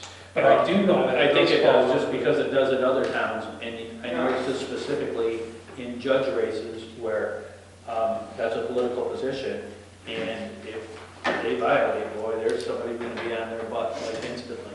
Oh, I'm talking like for presidential race, You you know, say not That's a just. statewide regulation on political science, period, regardless of what the election's about. Yeah, So so- many days before the election, so many days after that they have to be done. If I understand your question right, you're questioning whether we have the authority to have that ordinance in the first place. I'm reading it as though it's properly authorized because that's what our ordinance says. So it's for elections specifically in the ordinance. It says that. So it doesn't differentiate between which level the election is. It says for all elections, there's a 30-day period. It's pretty universal town to town. I think it is. Yeah. Everybody goes by the same sheet of music. Yeah, and if someone wants to challenge the authority, I might take the time to do some legal research, but I'm not going to do that right now. It's a fair question. Next is an update on the community septic. We have taken a step forward in this. We did have a plumber come out and inspect each of our commercial properties to assess what would be needed in order to meter it, right? So this is like pre-work to the pre-work to the pre-work so that we can get the engineering done. Engineers can't tell us how much big of a field we need until we have an idea of usage. We can't get usage until we have meters in place. We can't get meters in place until we assess how much it's going to cost and decide if we want to take that on. So the work is done of assessing it. We pay a fee for that, but then they're going to give us an outline of what each property entails, what it would cost based on how difficult the access is, really is the deciding factor in each one of those buildings. Unfortunately, I wrote a letter and mailed it to all the business owners to let them know that that plumbing inspector was coming. We learned a little bit of new information about the Postal Service in that they wouldn't deliver any of those letters because they don't deliver mail in Ortonville, they only have P.O. boxes. So she told me, well, you addressed them wrong because you didn't put on the P.O. boxes. Well, I don't have contact information for owners. You were the only one who knows which buildings go into what P.O. box, so I thought that would be something you did. Well, for whatever reason, they were hung up for a couple of weeks before we got them back, so I just received them back on Thursday after the plumber was there on Wednesday. And so I went ahead of them and talked to each building and said, hey, they're coming in. You know, I'm not sure why you didn't get your letter. I'm sorry I sent it to you. And then I found out from the post office they won't deliver. So lesson learned, we have to find P.O. box or other addresses for all of our business owners, which is something I started asking around and trying to develop that list so that at least we have some kind of contact so we can communicate important things to them. I'll do that too. That'd be I great. can walk and stuff and all that. We Ask them how had, they get their mail. we had two buildings where there was issues. One is a vacant building in where we couldn't get a hold of the owner or the property management company. Some of you may have even noticed there's a dead rabbit in the front window of this building, so obviously no one's been there for a minute.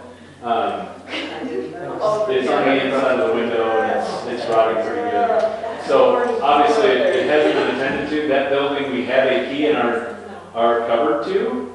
It's labeled as that building. That key didn't work anymore. Someone changed the locks. I think they gave us a key at some point to make easy access. So we did not get into that one. The other one was the pub, which the plumber got into before the owner was notified to his presence, who was about his presence and made it known that he was not welcome in there, but he had already done the assessment. So Matt, does the DDA have P.O. boxes for all that's those? one of the people I asked when I started asking. Yeah, we don't. I'll just go. We have a similar problem out here. There's a P.O. I box. thought there was going to be People a mail new Chamber of Commerce. I couldn't hear you. I thought there was a new Chamber of Commerce forming that would be including our businesses. Really? What's it got to do with the P.O. boxes? Because Larry? they might have all that information on businesses. Well, question, I have a question. I feel like we're really putting the cart before the horse. Is this going to go up for a vote again to the people that already turned it down? No. Well, that's an issue. I have an issue with that. You have an issue with only the commercial properties where all the owners agree to have it done? No. No. So you don't have an issue with it? I don't know. Okay, it's a good deal, at least the part of it after. And it's these private people that are polluting the river can share a septic. Okay. This is not for any residences. Like the sewage, No. It's not for the sewer program. This was an idea that I pitched at the last meeting to explain a little bit of community septic for those commercial properties, only on mill between Church and South. Gotcha. Both sides of the road would participate, would see if there's a feasible option where they can increase their sewer capabilities because in a joint septic field, then that opens the door to bigger business possibilities for them, for licensed kitchens. all Yeah, this. And it's something the we people all that can't had have water approved. in their business would then be able to, you know, it gets the health department off everybody's back. We had approved this too, because when they approached us about I just Going- misunderstood. going into the Yeah. Crossman Park, we had told them they could use some of that at one point. I did not think we approved that. We did. I think, I remember when that came to council, and I think that I don't remember approving that. That was- Oh, sorry.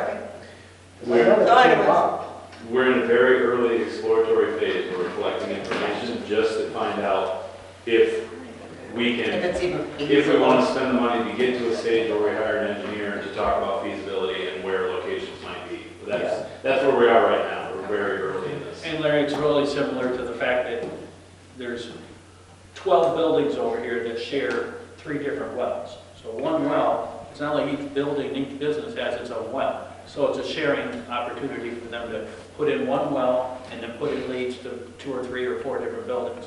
And this would be a similar thing in reverse perspective, Yeah. where they would do a shared tank and a shared field. Well, you know, we are already working with our ARPA money, and the county's already going towards it too, on a multi-community sewer project. I know that's going to be years down the road. If this can happen and it's paid for by the businesses, I'm okay. I would hesitate to see too much village money spent in this direction, knowing that we already are working on sewers too, and that's going to be a very expensive thing for us as well. Well, it's very expensive. Yeah. Probably prohibitively expensive. Probably. So this was just an exploration of, this is an option in between here and, There, you yeah. know, the wonderful Wizard of Oz's castle at the end of the rainbow, which is what seems to be that sewer project, so. Are you involving the county sanitarium with this? Not yet, because we're so early. Okay. So, you know, those questions will come up. Yeah, The because discussion- I think the feasibility is going to be an issue, because I know that the restrictions keep getting higher and higher, and I think it's going to be more and more challenging, even trying to fit a community septic somehow Mhm. without maybe using land that we may not want to use, because that was my concern before about using the park, is that's our public park property. Do we really want to put a sewer over our public park property? Well, it wouldn't be It over, wasn't it would be over. well under. In fact, nobody would know, that's part of the thing. Yeah. You walk on You would never time, know. you have no idea. The There's no common maps or systems. anything like that. But You'd have to Just- have bound this tall according to what they say. For those engineered fields, but you can There's take them down. different grinder systems Different that ways are to- available now. yeah, and they're talking about putting a grinder pump in Yeah. each building, which would completely change the way that the field would be built. Yeah. Because there's So I'm no. going through that right now on the personal side Yeah. of my house. And I don't mean to minimize what you're saying. I'm just saying those ideas have been brought up as potential obstacles, but the beginning stages of collecting the data to know if it's even worth investigating that. Yeah, I'm Yes, okay with is all we're collecting doing now. data and, you know, investigating, see if it's even feasible. Right. I don't mind doing a feasibility study. Yeah. I think that's okay. Yeah, and this was the beginning of a feasibility study essentially, so. Taxes, I want to just report that approximately 90% of the village taxes were collected on time. They've been input and distributed into the systems, and so we're good there with regulatory compliance and whatever needs to be happening there. And, you know, the bank account is funded to reflect those taxes that have come in. I know there was some concern about that just with the timing of things that have happened, so I just want to report that we're in good shape there. And then the last thing that I would need to talk about is this Blackhawk baseball tournament on the 27th and 28th. I believe, yeah, which is the night of homecoming, and Yep. the 28th is the last farmer's market in downtown Farmers Day. market. We talked about at the last meeting, you all conditionally approved the permit pending getting a proper insurance, naming us as named insured, and approval of the shuttle plan. What's occurred since then is we requested the insurance certificate. We got one that doesn't explicitly name us as an additional insured, but I think in reading it and asking questions, it's good enough. I know you all trusted me with the authority to give a final approval on that. Unfortunately, when I brought back the shuttle idea, I was sent back basically a new packet with the shuttle stuff all crossed off. apparently never any intention of having a shuttle. It was, well, we've got some people who have volunteered their yards that people can park in. Obviously, this is a pretty big concern with all the traffic that will already be going on that weekend, between homecoming and what's going on Saturday. And so, at this point, we're only a few days away, but I guess I'm bringing it back to you. I would recommend denying this permit, and, but I understand that that may be politically tougher, and that there may be that this board may want to have input on whether or not I do that, because here we had the opportunity to bring it back before you, before that decision's been made, so I could delegate that power back to you, I suppose. Yeah. Well, I know Tony and Ashley denied it, so, but so. There's one thing though, my understanding about changing a vote. If you voted no, you can change your vote to a yes.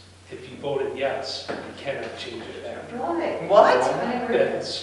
It's in the MML. Well, I want to look that up first. Well, but I don't know if that would pertain here, because if we approved it conditionally and they don't meet the conditions, we can withdraw that approval. And that's what we had said.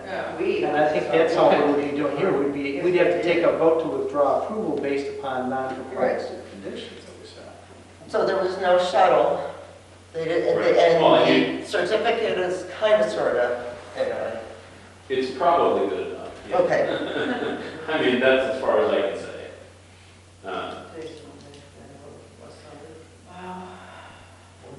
Yeah, So I still, retain the authority to handle it, unless you want to take some action.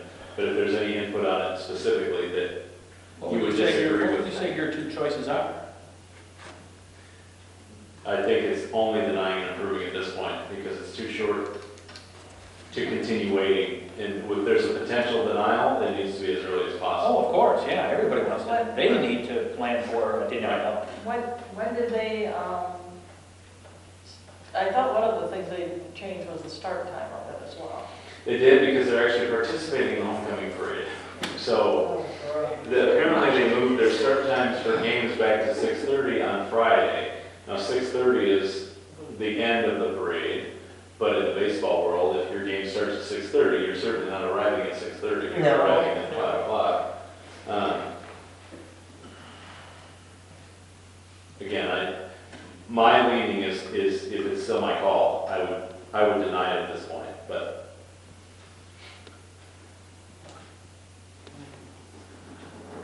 I think if these events all go on simultaneously, this town will be unrecognizable. There won't be Especially one no shuttle. single car. There will be no place to put a car. No place. And for what it's worth, the sheriff's department expressed some significant displeasure with these two events, trying to have them simultaneously to me today. Well, I mean, just to even mention to Matt over there, Mr. Jenkins, that every one of those downtown businesses, these parking lots and all the street parking lot are going to be filled with baseball players and their families and their moms and their friends and their teammates. And it really, they don't, for them to host that tournament, and we don't have a parking solution for them, like the library and a shuttle, or some other public parking lot that doesn't take away from the village. And I can tell you, my wife's got huge concerns. She's teaching a sewing class that morning. Now, where are 10 of her customers going to be able to park when they come into town at 10 o'clock Saturday morning? They won't be able to. They'll have to park at the Mexican restaurant and walk in. So I don't know if you have any thoughts about what we're going to do with parking in the village with 3 events like that. And it's tractor and truck day at the market. Yeah. Everybody is going to suffer because of the baseball tournament, in my opinion. Well, we said the motion was that they had to provide these 2 things. They did not, and I'm real good with saying no. I'm I great with saying also agreed with saying no due to the parking concern and the lack of parking. Yeah, that's a big deal. I'm sorry they didn't get their parade, or not parade, but their event thing in time where we could have worked this out if we had more time. I just think if there weren't competing events on the same day, that would take a little bit of the pressure It off. would. But Well, even they, so, that many people with no parking. the number of just people that everybody parking. that draws, that attends it, which is a great event, Right. but there's just no place to put it. Well, this is the first time this particular event, and there was no number and no cutoff, so we weren't sure how much this bat one was gonna If be. it was anything like the last one, that's all I guess. Yeah, no, the other one is the other one that we've had. They're proposing 16 Several teams. At 16 teams, you would probably estimate between 600 and 1,000. Yeah. Yeah. And think about it this way too, this event is not being held in the downtown area where most of our events are. It's held out more in the more residential part of the town where the ball fields are. So it's going to impact the residents a lot more than an event downtown. Yeah, right in there. Tell them to put it on the park. They can read Well, and I think we can just, I don't even know if we need a motion because we already made the motion. No, we already gave them the approval. No, I just wanted to give you an update of the way that I'm leaning with the authority you gave me. We can just say that we, I think we're giving you direction. Yeah. the board advises I don't that know when we have to do that one out. I mean, we can't make a disaster over town.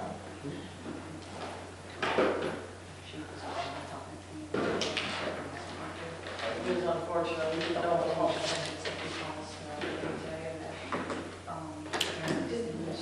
sounds like we already got our answer. Yeah, it's, we just. Are we I think ready for already, 15, adjournment, I make or a what are we motion doing? to adjourn. Are we good? I just want to make Is sure there any Matt's more? done with his Yeah. manager report. If he's done with his report, we can move right on to the next item. Make a motion to adjourn. Oh, sorry. So we're- All those in favor, say aye.